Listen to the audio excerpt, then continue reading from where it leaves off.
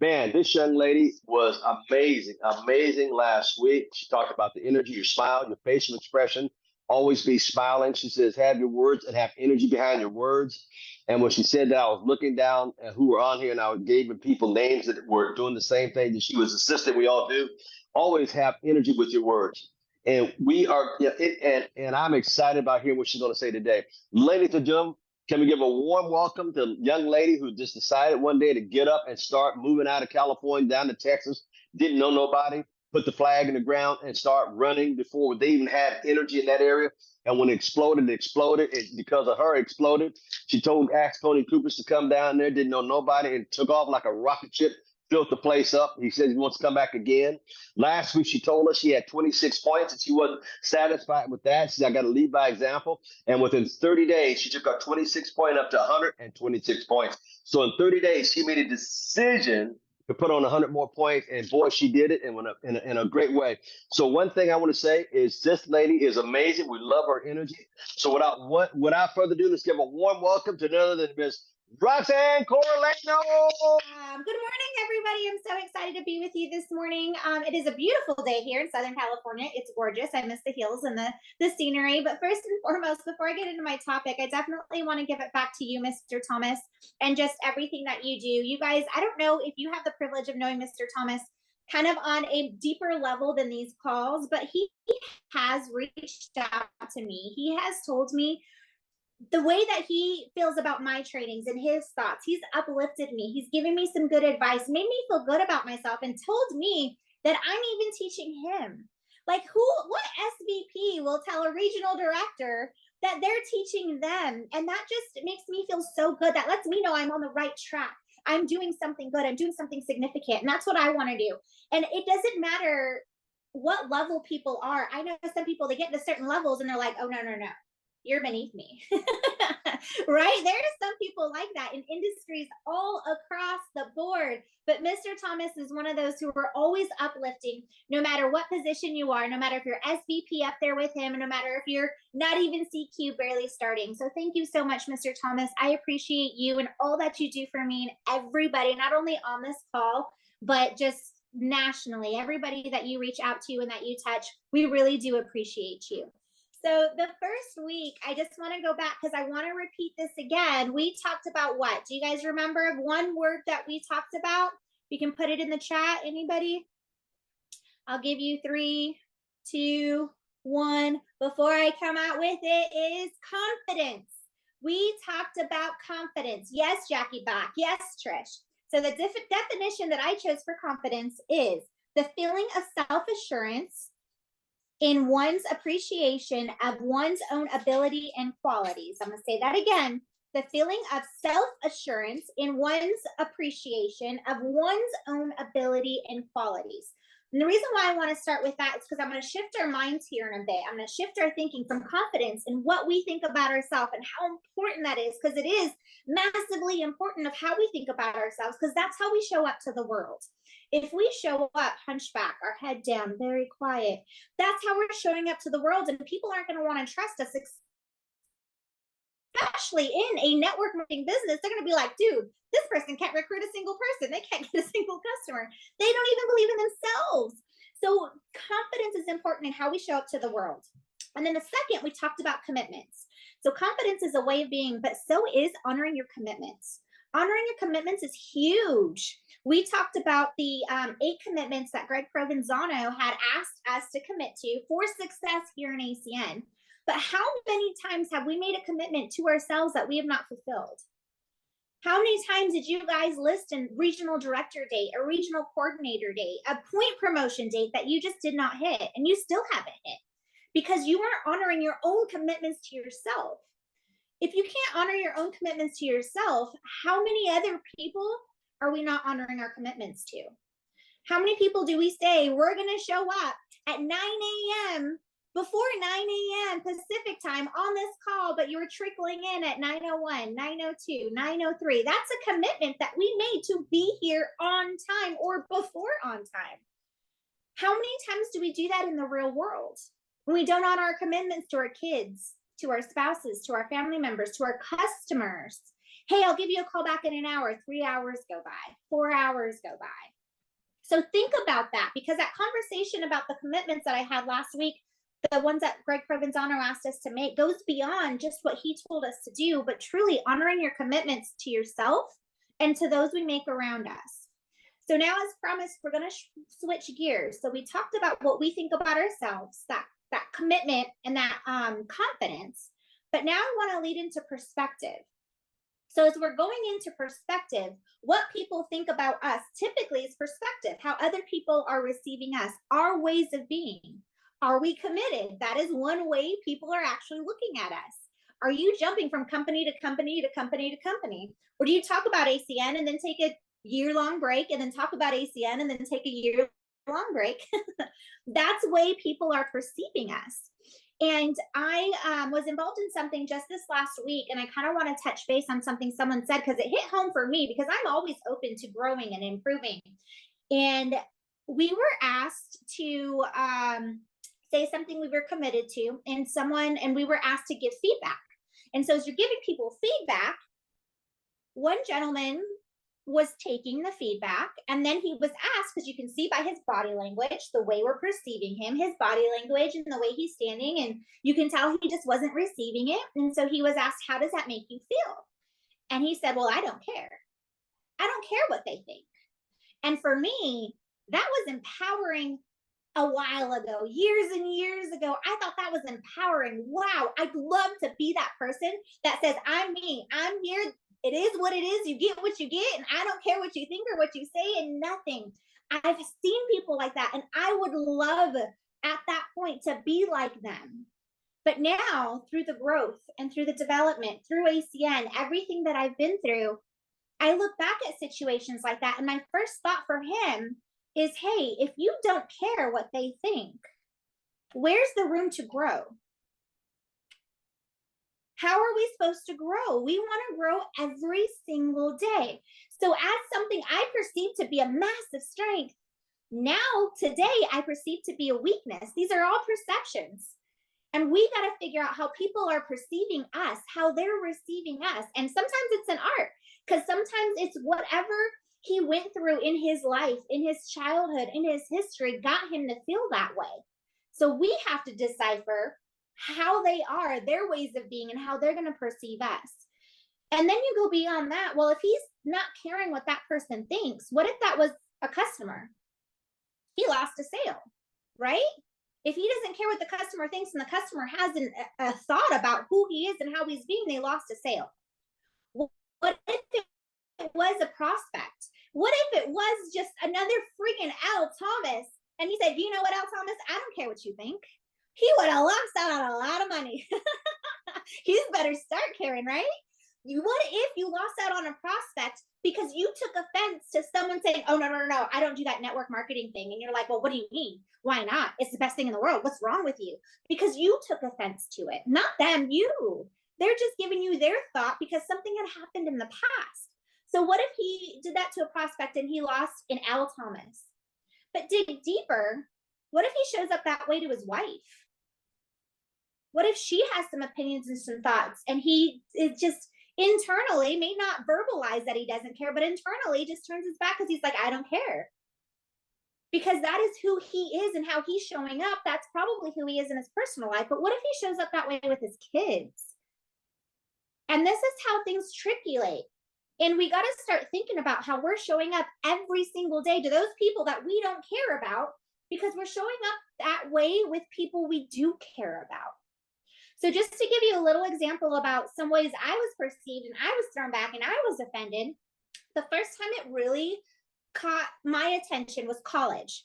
So I live in Southern California at this time, and I'm going to Northern California. My mom says, nope, you're going away. You're going to be, it's close enough. It's 5 hours in Monterey, California, 5 hours from home. And she says, no, I want you to experience life. I want you to do your thing. She wanted me away from my boyfriend at the time. I already knew that. But she was like, you're going away to college. You're not staying locally. I was scared to death. I was 17 years old. I have a late birthday. My birthday's next month, you guys. So don't forget to wish me happy birthday. But I have a late summer birthday. So I started college at 17 years old. I'm freaking out. My mom drops me off at school. So we move everything in. My pictures are up. My room is pink and purple. I'm this big girly girl with little princess frames and everything. And then the entire time my mom's there, I miss orientation. I miss everything because I don't want to leave my mom and my best friend and my sister that came up with me. I'm scared to death. And so I go and I visit the city and I'm hanging out with them for that weekend or however long we were there. And then my mom leaves and I'm freaking out and I'm crying and I'm sad. And people are coming to my room to talk to me and see who this mysterious person is that moved in and nobody saw. And one person out of the entire floor tells me, oh, we had tons of conversations about you already. And I'm like, excuse me? Nobody's met me yet. And I said, no, we all thought you were conceited. You don't want to be here with us, seeing you in your pictures and just how prim and proper you look here. And we thought you were just unbelievably conceited. And I'm like, wait a minute, that's not me at all. But I'm thinking this, but they had this perception of me before they even met me, just by the way my room was decorated. How crazy is that? And how are people judging you on how you're dressed when you show up? If you're not dressed professionally, if you're dressed too sharp in a casual environment, like it really can go either way, just on how you look before you open your mouth and the perceptions that they are getting, right? Absolutely. I see Robert like shaking his head, like, been there a lot. But then how many times are you perceiving people too, just based on the way that they're dressed? We do the same thing. We got to make sure we remain open as well. So fast forward now, and I'm dating. Oh my goodness, where people perceive and judge you the most is when you're dating. And I'm talking to someone and he says, you know what, Roxann, the reason why guys aren't asking you out, and I'm shocked, like, how come guys aren't asking me out? Like, I know he likes me. I know he wants to talk to me, but I'm not getting any of the attention. Like, what's the deal? Or like, what's wrong with me? But it's because they said I'm intimidating. I'm 4'11", y'all. What is intimidating about me? I smile all the time. I don't have that resting bee face. Like, I laugh. I'm out there. I'm outgoing. I'm energetic. And for me, I don't understand. I still don't. I don't know what the deal is. But to some people, they see me as intimidating. Y'all know me a little bit better. So I don't think any of y'all will think I'm intimidating, but I get that sometimes. For whatever it is, the way I look, maybe I walk with my back too straight. I don't know what it is, but it's those perceptions. So as people are perceiving all of us, I get these perceptions as well. I get these interpretations. And sometimes when I'm too energetic, that freaks people out. So I want you guys to challenge yourselves a bit and see how people are perceiving you. Look at their body language when you talk to them, when you talk to your customers. Do they feel like you're coming in just to sell them something? And we can tell that just by the look in their eyes, their body language. Before we even open our mouth, there's something that they're thinking about us. It could be cold market. It could be warm market. How is our warm market thinking about us? Oh my goodness, kids are hilarious. So I'm in California and I'm with my niece and my nephew and we're sitting at the table and I don't remember the conversation, like something about me and work. And my niece, she just turned 12 and my nephew just turned 17. And my niece said, what is it that you do for work? And I went to open my mouth and my nephew wanted to say something and he looked at me and I was like, no, babe, go ahead. Like, what is it that I do for work? I wanted to see what he thought I did. And he goes, oh, you're just a businesswoman. And I was like, okay, I like that. I'm a businesswoman. Why does he think I'm a businesswoman? He doesn't know anything, but I'm a businesswoman. Well, because I would come when I ran my locksmith business. I was always on my phone. Phone was always ringing. I had to answer. I had to dispatch my text when I'm not in Texas. I have to make sure the calls are still going out and handled and they all come to my phone. So he saw that. But then when I started ACN, he saw me on Zooms, consistently on Zooms. I remember the kids were being so loud. I said, hold on 1 second. And I went to mute. Instantly, they sat down and they were like, uh-oh, we're being loud. All I said was, hold on. I didn't even talk to them. But that's his perception because he grew up seeing me either on the phone or on Zoom. Well, then my niece, and she goes, oh, as a businesswoman, like, I didn't realize that's a businesswoman. Like, what I think you do for work is you're just like, hey, what's up, you guys? I just ran a mile. And you know what? You can do it too. You can do whatever you want. You can dream. And I was like, oh my gosh, brother and sister, they have two different perceptions. He sees me as this businesswoman, strong, independent, and she sees me as a motivator, which is hilarious. I freaking love it. But because there became a time where my nephew had mentioned to me that I'm always working, I'm always on the phone, and did mention that businesswoman aspect of it. I'm in California to see them not very often. So I consciously made that decision where I'm put my phone down and I said, no, no more. No one's going to die. If they're locked out, they're going to call another locksmith. Oh, freaking well. So I made that commitment at one point to just turn that off. But I gloat on them so much and I show different things that I post about them that my niece sees me completely different, because in the time that she remembers, she sees me as anyone that's on my phone. Whenever I'm on my phone, it's just on a live or a post or something motivated and inspirational. And I love that. So they grew up in the same household, brother and sister, and they see me two different ways. It's two different perspectives. I'm the same person. She saw me on the phone and on Zooms too. She was just a little bit younger. So she doesn't remember that aspect of things. So think about how people are receiving you, not only personally, but also professionally. So I did have one other, okay, I wanted to discuss with y'all something I know about me. This is the last thing I'm going to talk about, but I know, and this isn't what other people perceive about me, because we have our own perceptions of ourselves. True? Yes? Yes? No? Anybody? Am I the only one that has my own perceptions about me? Like, yeah, about myself? Absolutely. So I know, and it's just because it's my perception, that I am bossy. I am bossy, and I need to, Catherine is laughing her tail off right now. I am bossy and I need to be in control. Some people call it like the short person syndrome, whatever it is, but it's just my life experiences. I have to make sure I'm in control, because there's so many situations where I wasn't. And I don't like that. And when things were out of my control, I had to make sure at least my environment was. And we did an exercise a couple days ago. And we were to formulate teams, and we were to identify a leader in the team. And the rules were kind of like shaky on what we needed to do. Anyhow, my first thing I did, understanding that I'm bossy, I don't want to be the leader because I know where I am. So what do? I want to make sure that there's another leader, but my bossy instinct still took place. Being in control, I nominated a leader.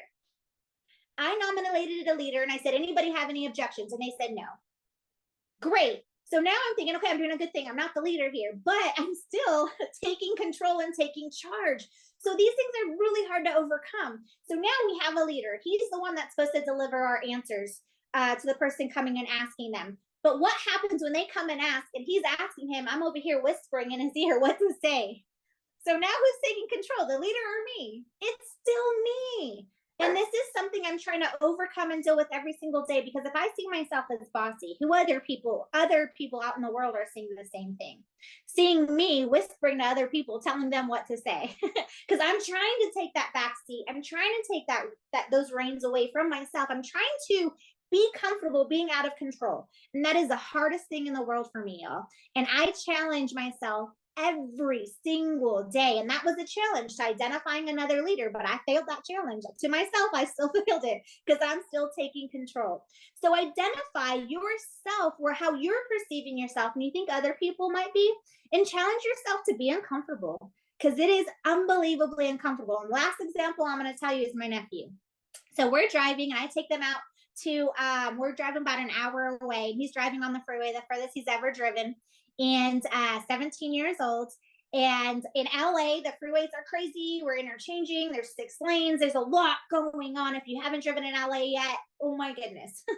But I challenge myself to not be bossy, to not be a passenger seat driver, to not tell him what to do. I'm giving him directions. I say, babe, we got to be in the left-hand lane. I'm letting him take control. I was sweating in my palms, wanting to tell him, slow down, brake, you should speed up. The car's coming on the right. I didn't do any of that. And that was a success for me. The way there and the way back, I slipped up a little bit. I just said, watch out. The trucks are slowing down. We're about to hit traffic. And then I reined it back in and said, shut up and let him drive. Because when you're like that, it makes the other person nervous. It makes the other person make mistakes. It makes the other person not produce at their full potential.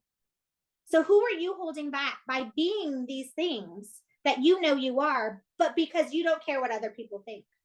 You don't care what other people say.